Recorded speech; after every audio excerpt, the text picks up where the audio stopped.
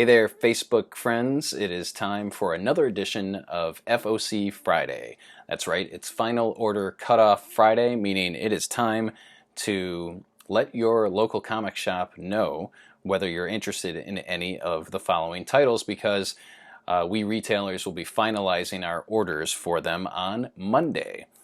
First up from DC Comics, we have Flash Forward #1. This is a 6-issue miniseries that picks up with the story of Wally West after Heroes in Crisis. It's written by Scott Lobdell, artwork by Brett Booth and Norm Rapmund. If you're a Wally West fan, a Flash fan, then you absolutely don't want to miss this. Wally has kind of been forgotten since the DC Rebirth one-shot that brought him back, and we got to see some of the ramifications of that in Heroes in Crisis, and that will continue in Flash Forward #1. Also from DC, the next Black Label book, which I'm super excited about, it's called Harleen. This is a 3-issue miniseries written and drawn by Stephen Sejic. Now, I mispronounce his name all the time, but you'll recognize his artwork. He was the artist on Witchblade for many years with writer Ron Mars. He also more recently did some Aquaman artwork. I think Dan Abnett may have been writing at the time.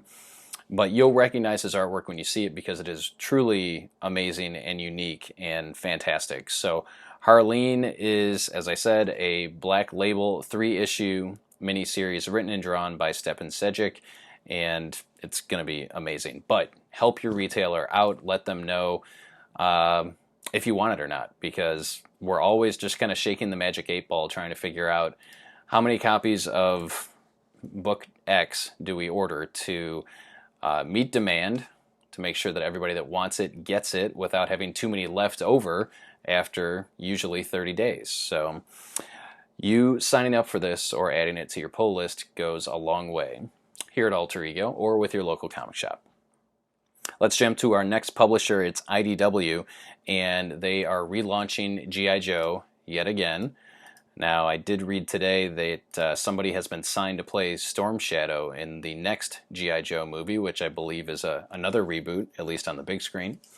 But G.I. Joe #1 is written by Paul Aller, artwork by Chris Evenhuis, and this looks like it truly is a reboot of G.I. Joe. So the highlights from IDW, it's featuring your favorite Joes alongside brand new characters. It's a new vision of G.I. Joe for a new generation, and G.I. Joe like you've never seen before. So if you are a G.I. Joe fan, and I know that there are many of you out there, you may want to give this one a look. IDW has been really doing wonders with their reboot/relaunch of Transformers, which is selling almost 200% more in my shop than it was with the previous series.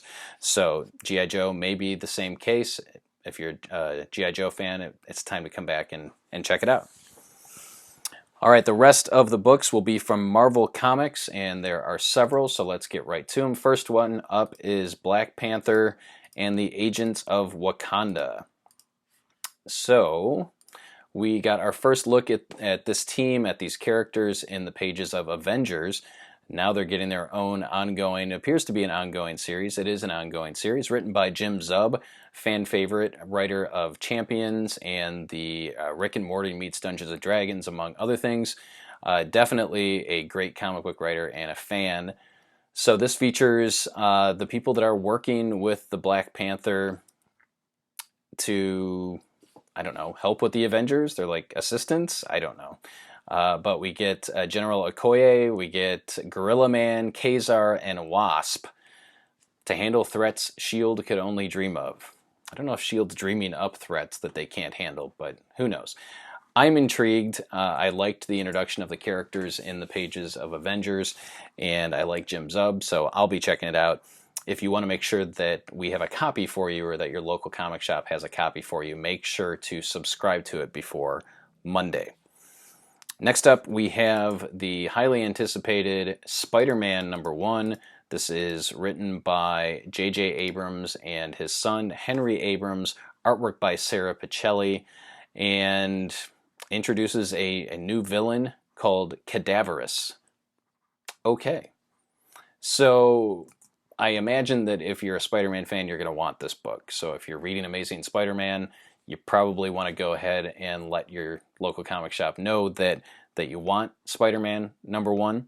Also, to make sure that they have a copy for you. A lot of the Marvel books recently have been selling out prior to release, and then you're waiting 3 or 4 weeks for a second or third printing.